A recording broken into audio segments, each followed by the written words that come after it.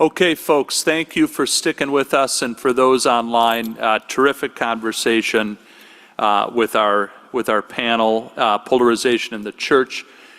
So one thing to note, certainly our law school community is quite diverse. I think Julie and I have more non-Catholic law students in our restorative justice class than we do Catholic. That's certainly true of the faculty, and it's also true of our IRJH advisory board, and it really is helpful in terms of the perspectives that we have. We have a terrific board.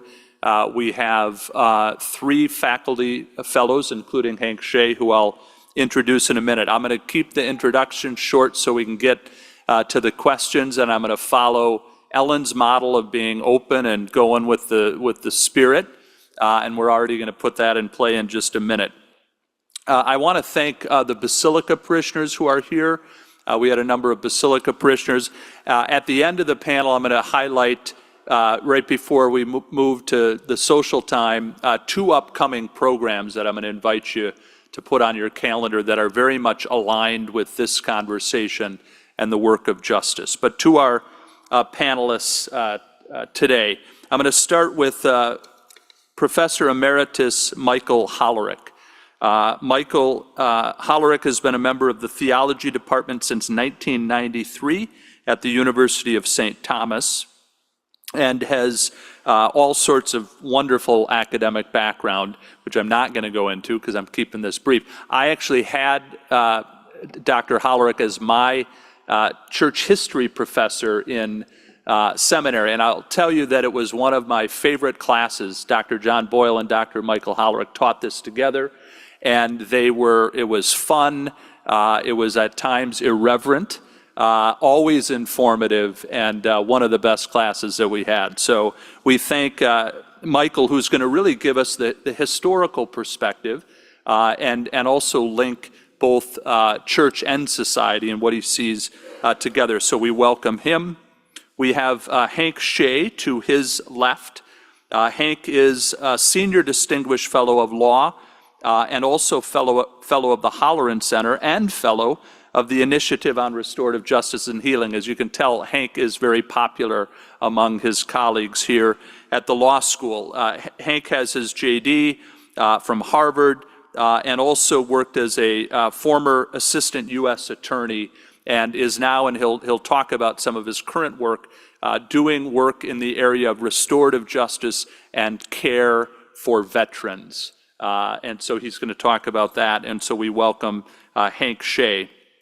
We have Dr. Amy Ullman, who is with us, and Amy is currently Director of Mission and Ministry for the Georgetown Law School.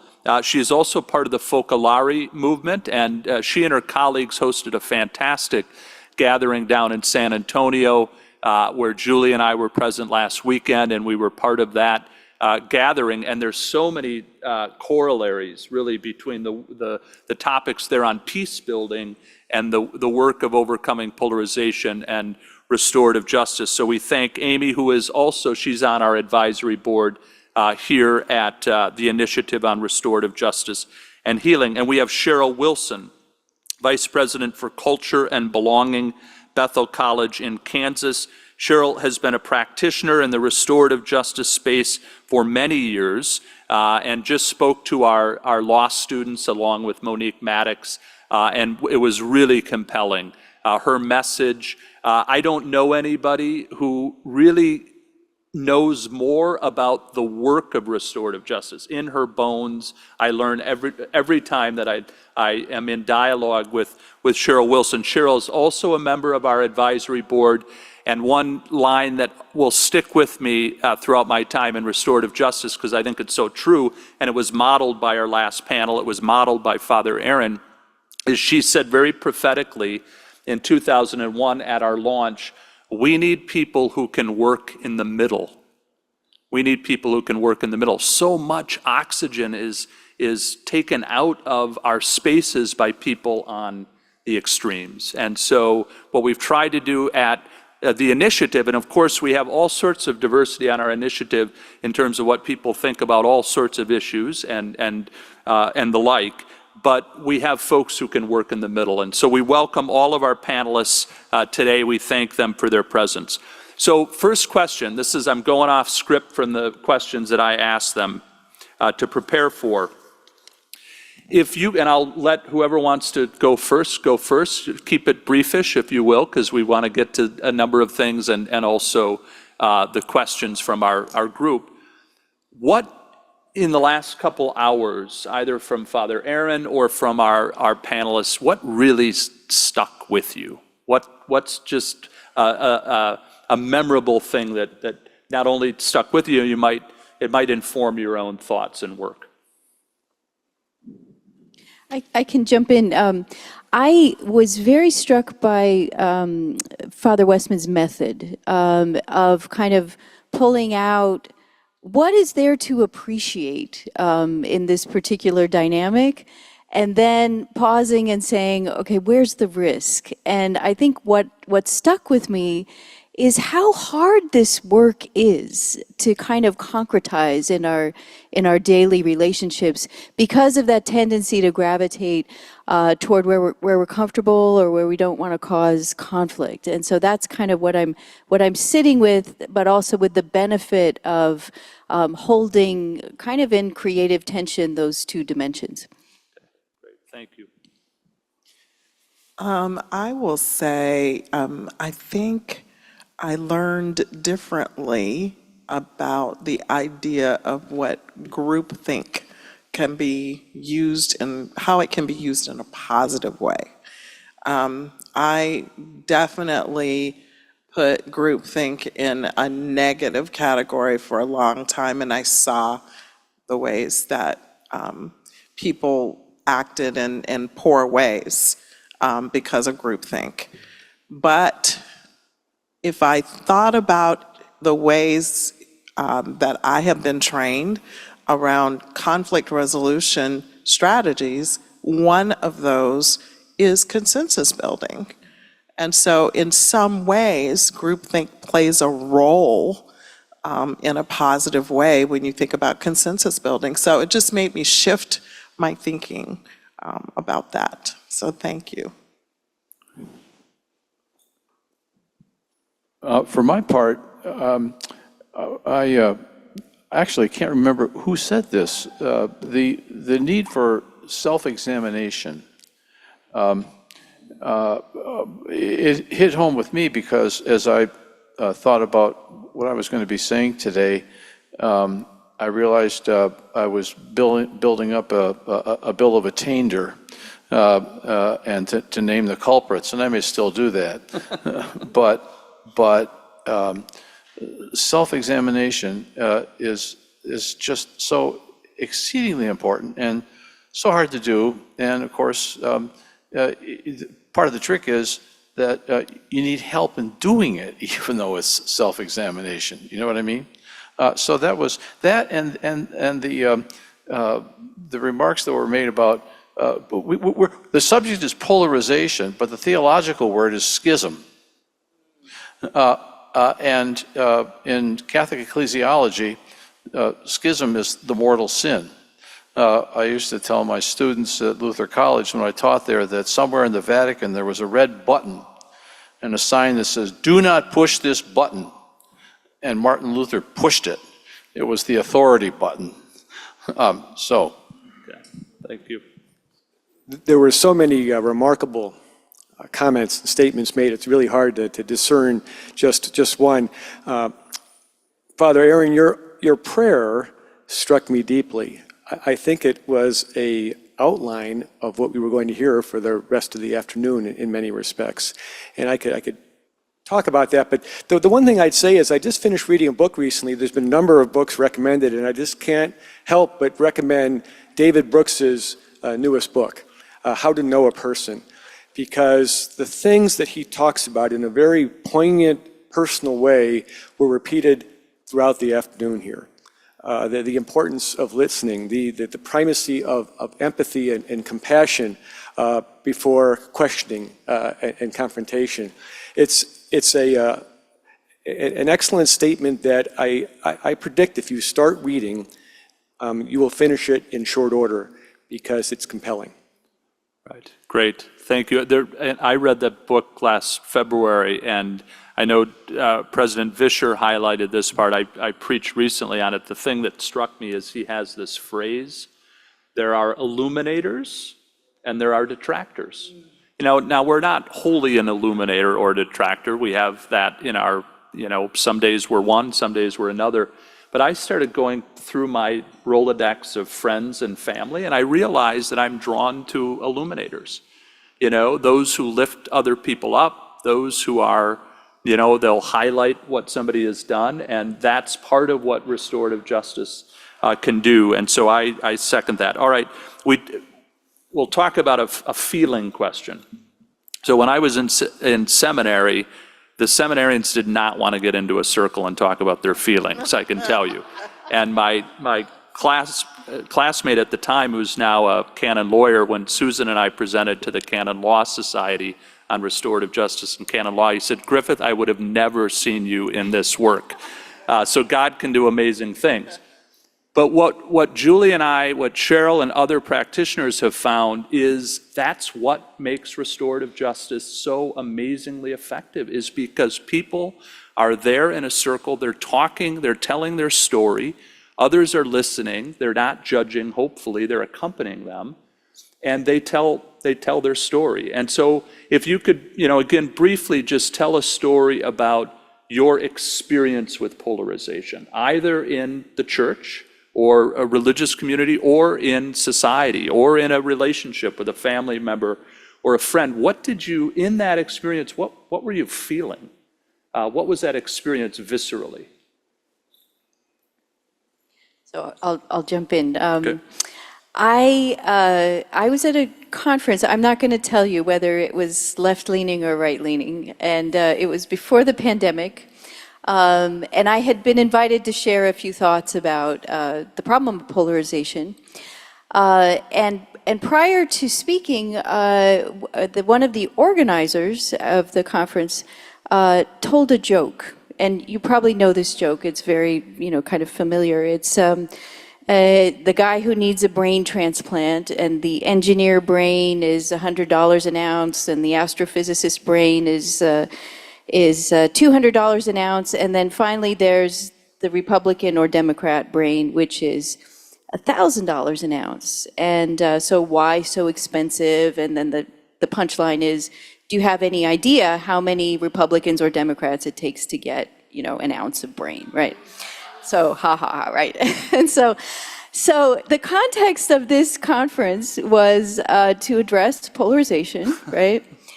And so I had the brilliant idea. I didn't know the group very well, and they didn't know me very well, but I had the brilliant idea to call out the organizer and to say, look, if you want to do something about this, be really careful about how you're making fun of these people who are maybe not in the room, but maybe not in the room for a reason, right? And so this sense of, we're here, what does it mean to be a missionary of unity? And so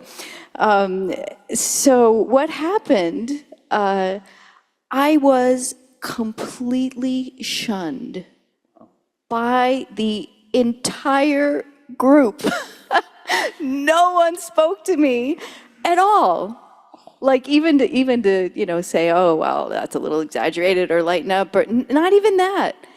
And when I left, no one greeted me, even to check in, how are you? And so I point this out just to say, like, again, how hard this work is, that we lean into the people that we're most comfortable with. And I think it's so hard to resist a good joke, right? Because you want to do something to lighten up the atmosphere.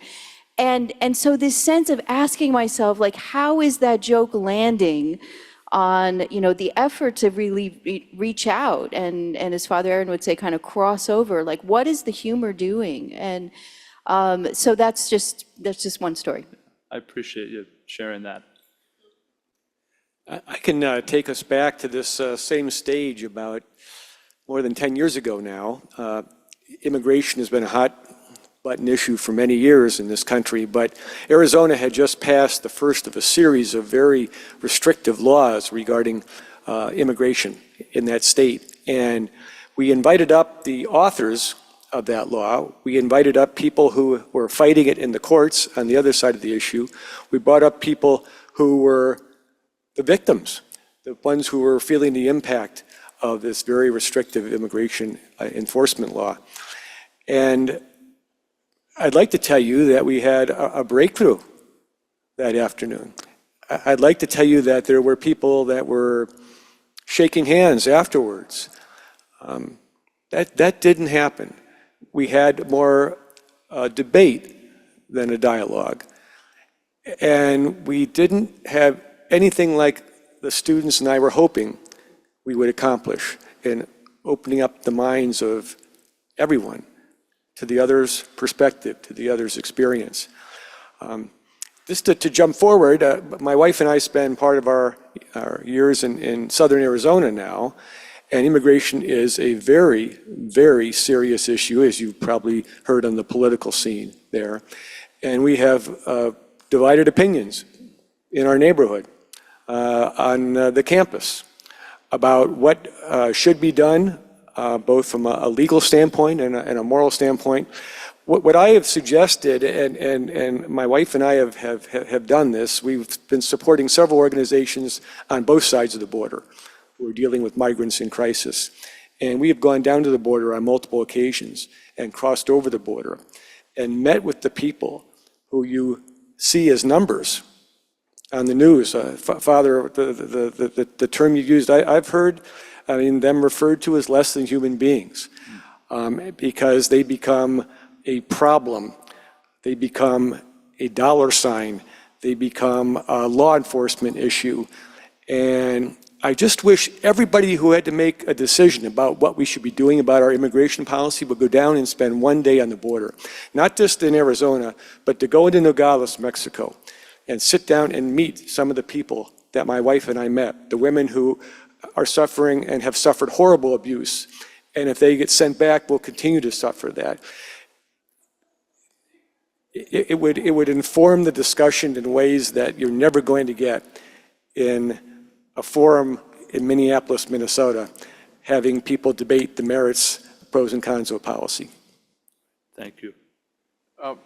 For my case, when I got that question wasn't put in the context of feelings, but my response to tell a story about polarization is I would have to tell the story of my intellectual history, because it seems to have been nothing but about polarization. My story, though, is familial. I lost a younger brother, Bill, unexpectedly to a heart attack a year ago, and he had been alienated from the family for quite a few years. He is or was the only Republican in a family of four Democratic siblings, four other Democratic siblings. That wasn't the only basis for the alienation, but it played a role. I should also mention that his last job was working for Immigration and Customs Enforcement as a lawyer, which is sort of like telling somebody your brother worked for the Gestapo. Bill was, as I say, alienated from the family for a very long time. And then in 2021, we lost the first sibling to die was actually our sister Joan in 2021. And that proved to be a unifying experience like no other. Losing a sibling who in some ways had been the single most important member of the family in her own very distinctive way. And it began the occasion for bridge building. She had actually made that kind of a request. And it required to build the bridges with a brother from whom we've been alienated. The rest of us have been alienated for years. Was not easy, especially when there were all of the fraught political issues that make for red and blue America. So my takeaway, I guess I guess I should add, maybe this is an unkind gesture to make in this context, that the one thing we did all have in common was that even though he was a Republican, he hated Trump even more than we do. The takeaway is that knowing how finite we are and how limited our time is, to build the relationships that last and sustain them despite all the difficulties, we feel, despite losing our brother, that we managed to do that while there was time. Great, thank you. Cheryl? I would say, you said what context, and I'm gonna say my context is a blending of my work, and I call it my calling, and it is my ministry. One of my friends who I consider to be one of the faith, his influence on my life from his faith-based tradition, he said, you should stop saying that this is separate. This is your ministry. And so I approach it in a different way now. In my ministry, doing this work with people, when I think about the restorative justice work that I do with those who have been victims of severe and violent harm, I can't think of anything more polarizing than going into a space where someone has taken away the one you love and they're never coming back. And you're in the space with the person that did that. And so I have had the honor and privilege of walking with people through that. There is a woman, I'm not telling her story in a way that I don't think, I hope that it honors her, but she is somebody from here, from Minnesota.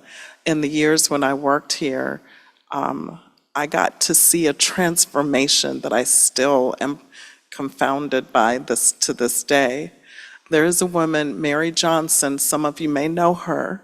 She passed away recently, but I watched her start her journey because she wanted to meet the man who killed her son. And she started by attending a circle that I was doing in the prison with people as surrogates. And she only did it because she knew that that was a pathway toward having this meeting with this man. And she did it with gritting her teeth. She was not happy. And she said, I'm going, but I'm doing this because I have to do it. And she was not happy about it. And I watched her week after week after week hear the stories and be transformed to the point where at the end of our time together with these folks, she was saying things like, I am your mother. I will be there for you. And one of the things that was so amazing was how she understood that the people who caused harm, some of them, it was one bad decision, one thing that they might have done that they wish they had done differently. Obviously, we all put ourselves in some other person's shoes. And she said, this could have been me. And I watched that. And it forever changed the way I looked at the work that we get the privilege to do in bearing witness and holding space, but allowing the work to do what it does. Yeah, thank you. That's beautiful. It is a ministry. I wholeheartedly agree. I feel and see the presence of the Spirit in the restorative justice work, and it's deeply humbling.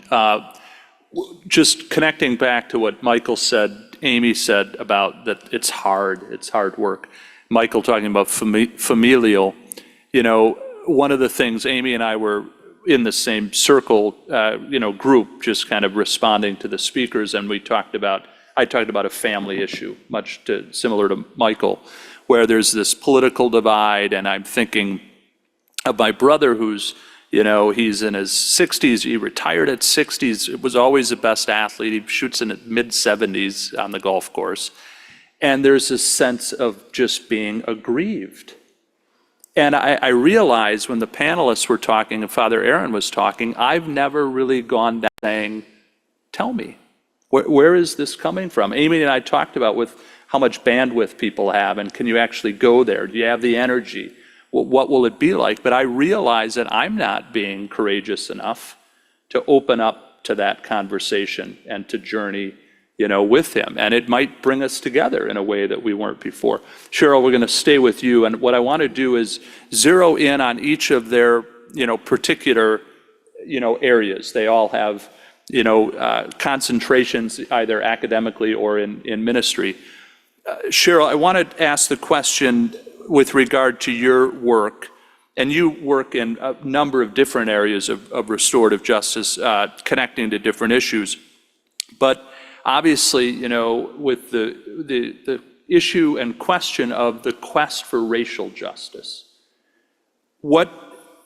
in the quest for racial justice, how do you see it being affected by societal polarization? And how do we best respond, including within the restorative justice ministry and knowing the values of restorative justice? I think that, I'm a Black woman talking about racial justice. Okay, so I'm the choir.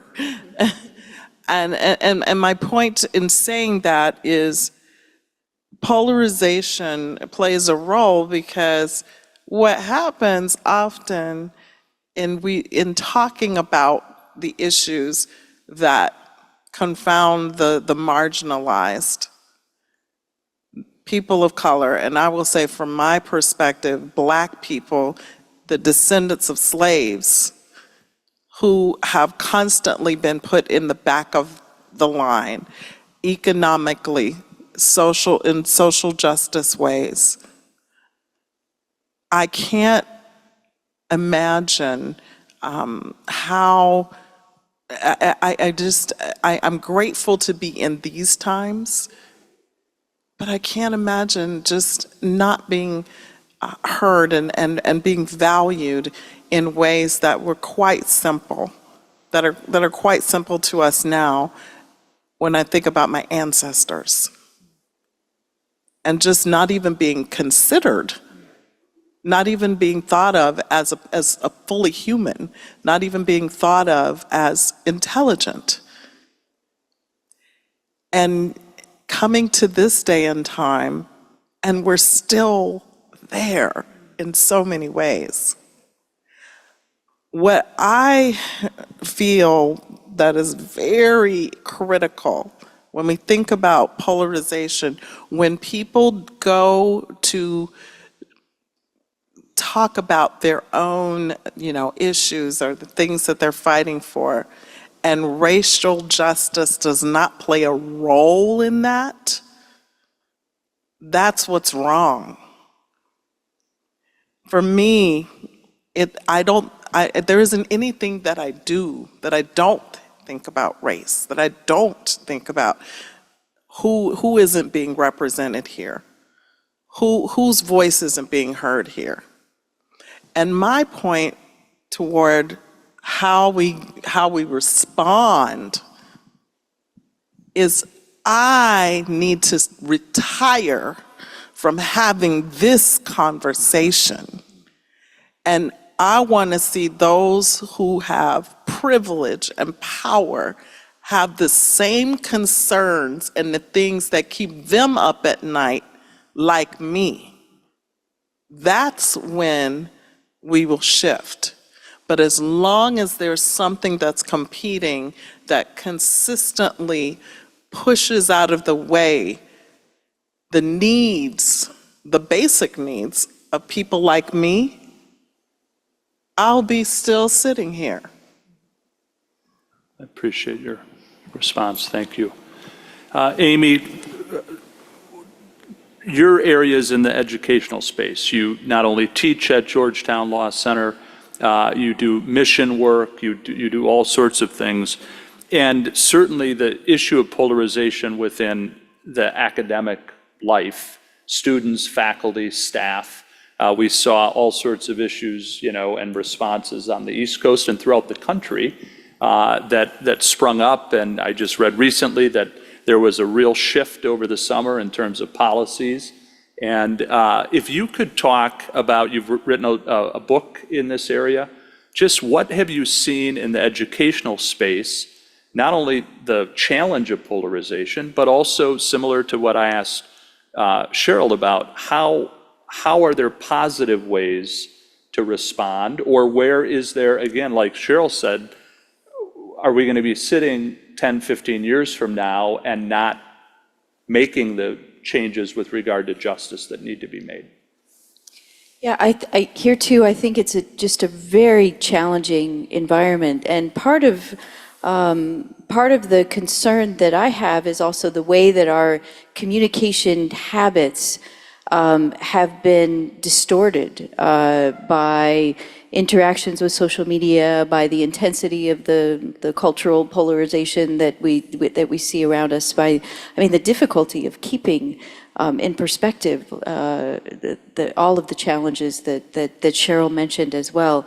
And so, for example, in the classroom, I see the students struggle with this notion that if I even listen to someone with whom I disagree with, my friends are going to get confused and think that I'm validating them. And so what does that mean for trying to figure out how to hold space? Or if I want to make a point, I'm not actually communicating with Hank, with whom I disagree, but I'm talking over Hank's shoulder to my tribe. And so I'm actually not even considering Hank as a person as I'm trying to engage Hank in the classroom, but I'm performing my position for my friends who already agree with me. And so, and then just the kind of reactivity, the sense that we need to come up immediately with the answer. And so, I think there's a couple of ways of addressing that. I keep saying slow down.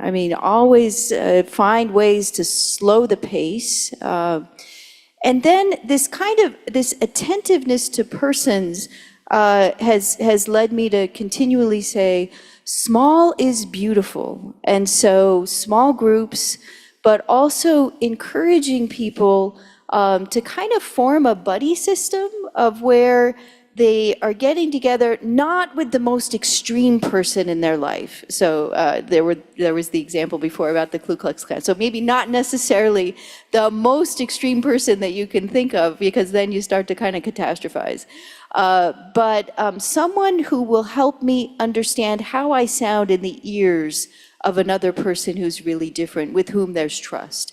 And so I encourage the students through exercises, through ways of engaging a concrete person and building that kind of trust and that kind of friendship. And then I think the final suggestion would be also coming to terms with the reality that dialogue is not always possible. So a kind of peace with limits, that when you encounter that you're not always going to be the one to make the breakthrough with that particular person. It may not be the time that one of my Buddhist friends shared with me this phrase of the teacher appears when the student is ready. And so the student may not be ready when I'm their teacher, right? I may not see that transformation. And so also that kind of peace that everybody's on a journey, right? And I'm sure you see this in your work as well. Everybody's on a journey and the change comes in their own time. And so I boiled it down to 3 Ps, which is pace, attention to persons in a very deliberate way, and then peace with limits and kind of cultivating that possibility. That's great. That was actually the final message that Cheryl gave our students on Wednesday, that everyone's on their own journey and you've got to be patient and allow that to, to allow it to unfold. Thank you both. Hank, you work in all sorts of areas that interfaces restorative justice. You were the one who really started that component of the course when we taught it together, and now it became a full course. But your work now has been primarily with veterans. The Veterans Defense Project, there's going to be an upcoming program here. You have been tireless in that work, generous in that work. You yourself are a veteran, and obviously a proponent of restorative justice. Can you talk a little bit about what opening or key that work might shed in terms of light on polarization and how to overcome it? Well, quickly, I served immediately in the post-Vietnam period, never saw combat. As a prosecutor, I prosecuted several Vietnam vets, cycling through our jails and prisons. We failed our Vietnam vets in many respects, and some of them are still suffering for that. We've just finished our nation's 2 longest wars, 20 years worth of overseas combat, many hundreds of thousands of our soldiers and service members deployed multiple times, and now suffering back here at home. You can call it post-traumatic stress, traumatic brain injury, military sexual trauma, the accompanying substance abuse so they can sleep at night. And I decided several years ago that my calling was to try and do everything I could to help these veterans who served us, to try and give them a second chance. So the Veterans Defense Project is all about legislative advocacy. And we started here in Minnesota. We're a Minnesota nonprofit. We now have gone national. You may not know about it. Minnesota passed the Minnesota Veterans Restorative Justice Act. Not many statutes where the restorative justice is in the title. Minnesota was the first state to do it. We've been contacted now by other states. Nebraska just adopted a similar law in April. There are 10 to 12 states who are now asking for 2025, what do we need to do that Minnesota and Nebraska are doing for their veterans? And simply what it is, it's saying to the veteran, if you've got a service-connected injury that leads you to a criminal offense, and not the most serious offenses, but for the great majority, the DWIs, the drug offenses, the assaults involving family members and the like, you've got a choice. You can stay in the justice system and pay your price, or you can go into treatment, be supervised by a judge, have a veteran who will be your mentor, have a prosecutor and a defense lawyer who both want you to succeed. And if you are successful, if you are able to rejoin your community, rejoin your family, no criminal conviction. And I hope we all know enough now about the collateral consequences of getting a criminal conviction for the future of a person. So that's a short speech. We've had 2 prior events here on Veterans Day, and we're going to have a 3rd event now. It'll be November 12th this year. It's going to highlight why this is so deserving of our community's support. And I hope that some of you, and particularly those online as well, will come listen for 2 hours to the stories of some of these veterans. Some of them are Vietnam veterans who have suffered for 40 years and have been able to overcome their addictions and rejoin society. Some are much more recent. And we'll have mentors to explain why volunteering to help a person is one of the most rewarding things they can do at this stage of their life. It'll be inspiring, and I hope some of you will be able to join us. And IRGH will get information out to our distribution list, the upcoming program. I consider Hank a friend, obviously a colleague. I'm proud of him for the work that he's done in this area. So we just have a few minutes left. We're going to let Michael shed some light about what history has to say, either in the church or world history. And then I want to just leave a brief moment for each of our panelists to talk about what gives them hope amidst the challenging time. But if you could do a brief synopsis. I suppose those terms are... Where do I start? When I made up some notes after I was contacted yesterday by Father Dan to be the substitute teacher, we all know how much respect the sub gets. You don't have to do the homework then. I made up some notes, and I realized what I was doing was adding to my long list of grievances against the American hierarchy appointed by John Paul II for my perspective, being the chief agent for polarization in the American Catholic Church. Saying that isn't quite in the spirit of the event today. What I would like to say is that we all need to recognize, now I speak as a church historian, that conflict, serious divisive conflict, has existed in the church from the time before it was the church. This will not go away. It becomes disturbing. It becomes disturbing when people who have the authority to do this draw boundary lines that rule who's in and who's out. Sometimes that is necessary. What history teaches us is that it's only the passage of time that gives us the clearest insight to where those decisions were rightly made and wrongly made. Next year is the 1700th anniversary of the Council of Nicaea, the first ecumenical council, if you will. We don't have any minutes from the Council of Nicaea.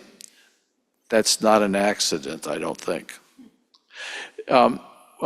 They spent the next 50 years fighting over what was defined as a creed at Nicaea, and I can say with some confidence, because I do know something about this period, it's my period of specialization, that if we had been able to poll the bishops privately and not in the presence of the emperor who presided over the meeting, that their opinions might not have been as affirmative of that creed as later tradition came to believe. It took over 50 years to hammer out a resolution for what was supposedly settled at Nicaea. And by the way, the creed that we recite on Sundays is not the one that was defined in 325 AD. In fact, we don't have a definitive version of that creed until another 125 years later at the Council of Chalcedon. So when disagreement in the church becomes divisive, I believe that history tells us that from the Catholic perspective, tradition is cumulative and self-correcting, and that you only commit the sin of schism when you cut the links and say, I'm done with this. This tradition is sterile and can't renew itself. I don't personally believe that, and I hope you don't either. Great. Thank you to Michael. And he, interestingly, Dean Kelly mentioned both the Council of Nicaea and hope in his interesting beginning. I am very grateful to Michael for stepping in for Kim Rudney, who is not feeling great, she and her family, and you were not a substitute, I can tell you. You were a primetime player. So I want to end on just a couple of words from each of you on what gives you hope amid the challenging circumstances. We'll keep it short because we're at our time, and we have the snacks and everything all set. But just bring us to a conclusion and just speak from your heart. What gives you hope? But Cheryl, we're going to start with you and go down the line. Okay, I'm going to try to be really fast. Okay. But what gives me hope, I love working at the school. I work at Bethel College, small liberal arts college in the middle of Kansas, with the young folks that I get to see every day overcoming in tremendous challenges, some of them just to be there. But the thing that I will say, I spoke a few years ago about working toward the middle. One of the things that I'm seeing in young people who are doing restorative justice work that is amazing is how they are embracing coming across the aisles, doing things that challenge them, and hearing other voices. When I say working toward the middle, I think sometimes people think they have to let go of, they have to compromise, they have to give up something. And that's true, you do have to give up something, but it's not what you think. The thing that I would leave you with in working toward the middle that you have to give up is your time and your attention. And that's restorative justice values at its core, giving time and attention to things that we have possibly overlooked when it comes to harm. That's great. Thank you. So I will follow right on that. And I would say what gives me hope is the resilience and the curiosity that I see in our young adults, and teenagers too. But just an example, also because we're coming up on the anniversary of October 7th. And so last September, at Georgetown, we had the good fortune of having launched an interfaith advisory council of our student leaders, Muslim, Jewish, the Christian Legal Society, and Catholics. And when October 7th hit, we were wondering, will they want to come back together? Will we make it? And they came in and they said, we need this now more than ever. And what gave me particular hope was their capacity to appreciate the importance of simply holding space for their fellow students in their groups, but also holding space together. And they were like, wow, we're not doing anything really. And it's like, no, you're doing the absolute most important thing of holding space for each other.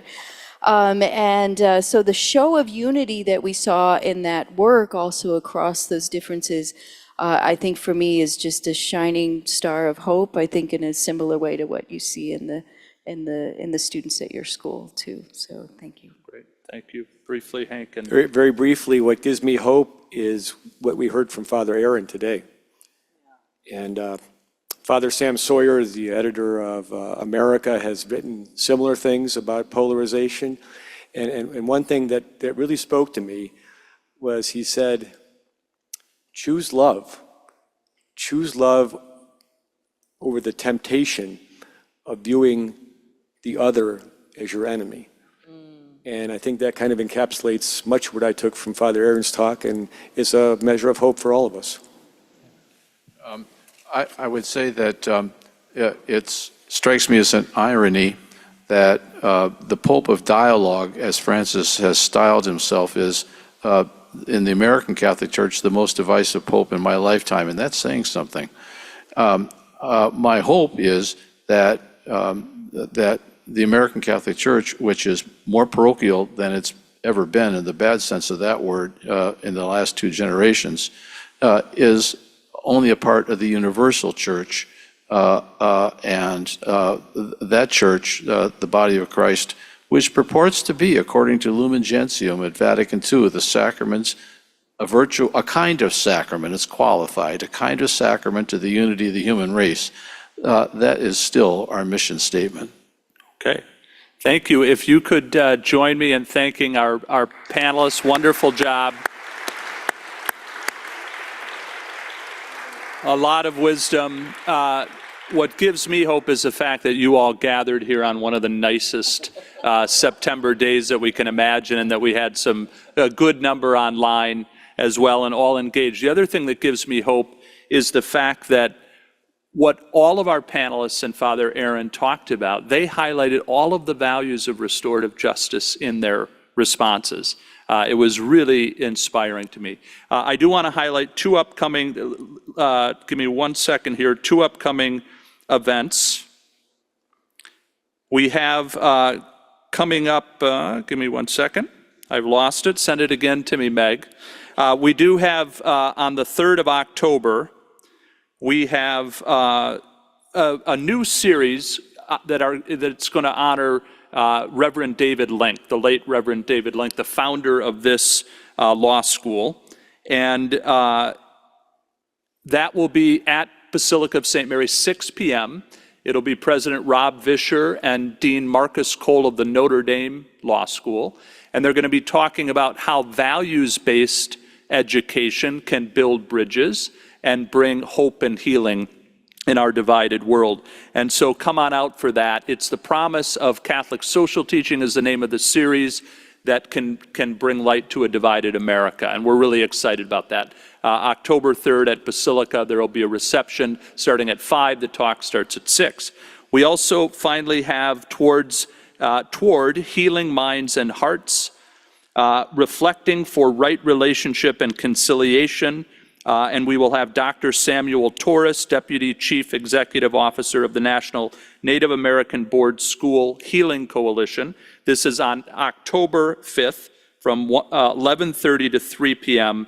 And this is sponsored by the Catholic Racial Justice Coalition. So one of the great inspirations, and she's going to be embarrassed that I say this, Ann Cullen Miller was the extraordinary leader who called the Catholic institutions together and said, after the killing, the murder of George Floyd, we have to come together in the Minnesota Catholic community. And that has brought a number of us together, all the institutions, and that event will be on the 5th of October. Come on out. It'll be a great and important event and a great dialogue. All right, we're closing shop. We're moving to happy hour. There's a bar. If you didn't get your drink ticket, Izzy has a drink ticket. We have food over here. I want to thank my colleagues, Julie Craven, Isabel Peters, who is our newest team member, both here at the law school and at Basilica. Thank you to all of our presenters, and what a inspiring afternoon. Thank you, guys.